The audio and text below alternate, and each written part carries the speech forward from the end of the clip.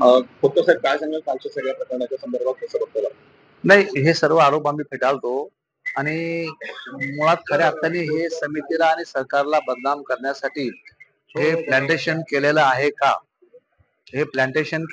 का, हा संशय आम्हाला या ठिकाणी येतो. आणि मला असं वाटतं की त्यांच्या आरोपामध्ये कुठलंही तथ्य नाही आणि त्यांची ही जुनी सवय अशा पद्धतीने आरोप करायचं आणि शासनाने समितीला बदनाम करायचं.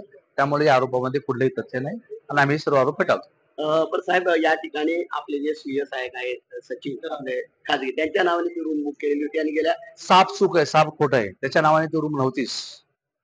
मी माहिती घेतली, त्याला विचारलो तू त्या रूम मध्ये राहत होता का? नाही, 100% नाही, तो दुसऱ्या रूम मध्ये राहत होता. माजी आमदार अनिल गोटे यांनी आरोप केला की पैसे आमदारांना वाटण्यासाठी आले होते असा आरोप त्यांनी केला आहे. आपण कसं बघता त्यांची ही जुनी सवय आहे. थँक्यू. असं होतं की या ठिकाणी प्रशासनाला कळून देखील या ठिकाणी प्रशासन लवकर आलं नाही, ती खोली खोलली गेली नाही, बऱ्याच उशिरा नाही, प्रशासनाचा भाग आहे तो, असं काही नाही. चला, आम्हाला आमचं काम कोणतं, आम्ही कामासाठी आलो. चला. लोकशाही मराठी ऐका, पहा, जागरूक रहा.